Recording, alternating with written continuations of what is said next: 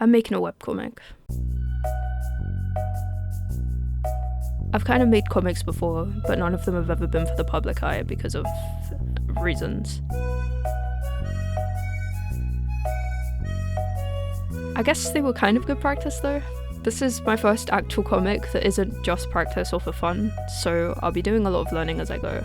The plan is to document the process through these videos, partly to keep myself accountable with it, and partly in case it's useful for anyone else, since you might be able to learn from my mistakes.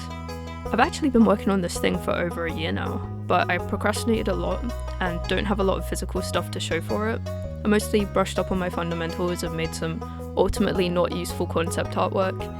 I did learn a lot about how to write a story though, through the power of learning new things from YouTube. I probably could have continued to learn and refine forever, but when I realised I'd been working on this for a year, I thought, I need to actually get something done. I think I'm honestly just scared to put pen to paper, so this series of videos is my way to combat that and actually get the ball rolling, even if I don't have everything figured out yet. They do say the best way to learn is to do. I think they say that anyway.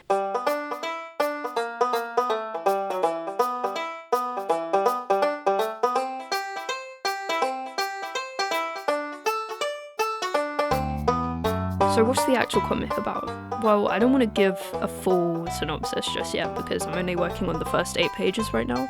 It's kind of like a pilot episode, and I kind of want to know if it's enough to get people engaged with the ideas. What I can tell you is it's a kind of fantasy and steampunk inspired story set in a fictional archipelago, mostly about pirates and mages. Visually, I have some ideas, but I haven't really done any proper concept artwork yet, so come back next week to see how the visual development actually goes.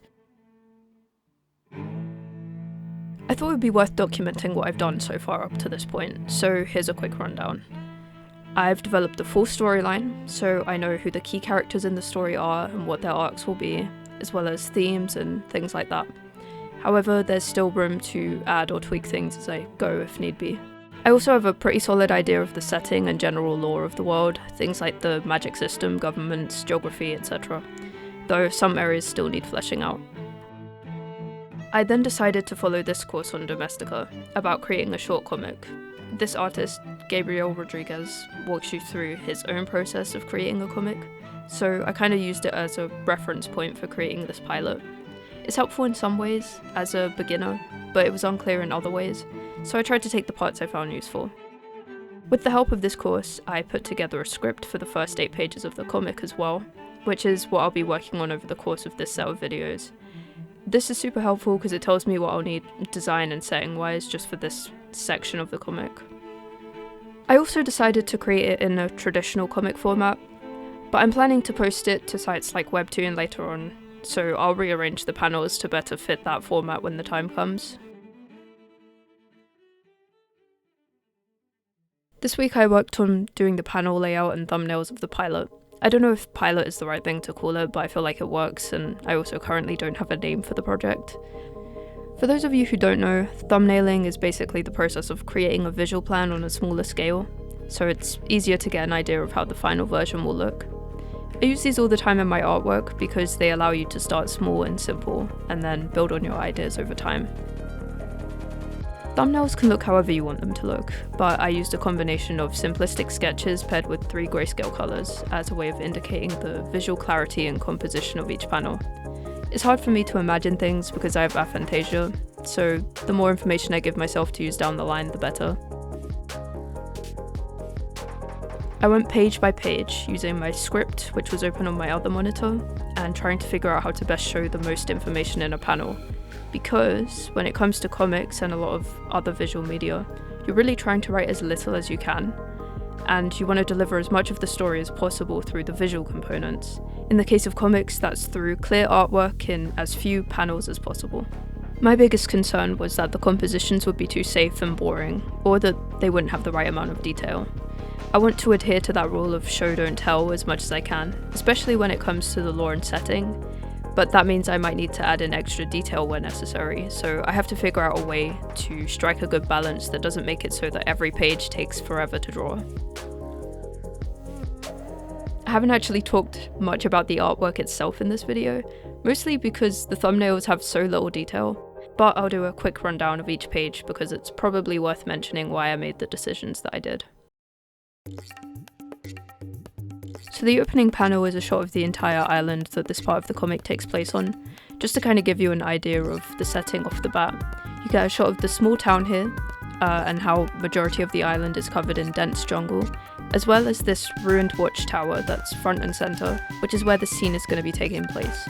So you're sort of able to orient yourself as the reader as to where the characters are on this island straight away. The next shot then follows on from this, showing us the base of this tower, and the main character whose POV will be following for this part. I tried to position her as highlighted by the sun so that our eyes kind of naturally are drawn to her. From there we zoom in on her because it's important when introducing a new character to have an establishing shot of them. Now, to be honest, I think I might need to zoom this out a bit more because it should probably contain more of her clothing so that she's easier to identify. And at the bottom of this page I have I don't know what the right terminology for this is, but like a open panel, I guess. I see other comic artists use this sometimes and I just think it looks cool. It also gives a lot of breathing room, hopefully lending some importance to the moment, since it's when our protagonist is about to receive news about her missing son. Then in this page, the protagonist then reunites with her son, so it's again important to establish him visually, which I tried to do with the first and second panel. The third panel stretches across the page to give us a feeling of this moment lingering, before it's interrupted by another character who again I try to establish on introduction. On this page, our perspective shifts attention from the commotion between these established characters to a new character, who is running through the jungle to warn them about something. I try to transition here from the protagonist's son, as he stares back into the jungle, over to this new character.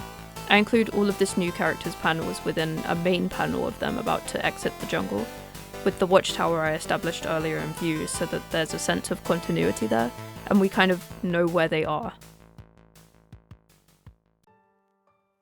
So this page is where the four key characters run into each other, and I wanted this scene to emphasize the surprise that each character feels when this stranger appears out of the jungle, but trying to fit all four into one panel was kind of difficult. I think there were probably better ways to portray this meeting, but ultimately I went with a composition that sort of centers the son and the stranger, with the other two characters expressing more surprise framing them. At the end of this page, two important things happen. The stranger is revealed to be a mage, which also allows me to establish how mages are identified in this world, through these magical glowing tattoos that cover their arms and other areas of their bodies. This page then shows the fallout of this revelation, where we learn mages are distrusted and the protagonist's son has to go back to town with a bunch of other kids for safety. I actually decided to leave more of a gap between the panels of the mother telling her son to leave and the subsequent image of him and the other kids leaving, to show that there's a bit of time passing in between these two events. This is the second to last page of the comic, where the island inhabitants surround the mage. The panels here are wide because I wanted to try and create some lingering tension. As each panel progresses, the characters become aware of something else in the jungle, and I tried to create a bit of suspense here as they slowly turn their weapons to the tree line, waiting for whatever it is in there to reveal itself. And this is the final page, and just ends on one open panel of the creature or creatures, I haven't decided yet, bursting out of the jungle to attack the group. This composition is basically unfinished because I don't have a design for the creatures yet, but when I do I'll probably come back and redo this panel. I realized pretty quickly that without anything already being pre-designed, it was going to be hard to make thumbnails with any amount of detail, so I definitely should have designed everything first.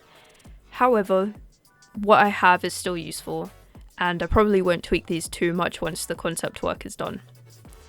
Next week, I'll start working on the concept art for the key characters, as well as the way the environment should look, especially the watchtower.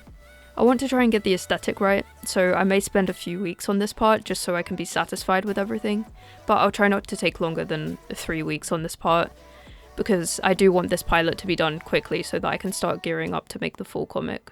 I hope this video was interesting to you, even if the art wasn't the greatest.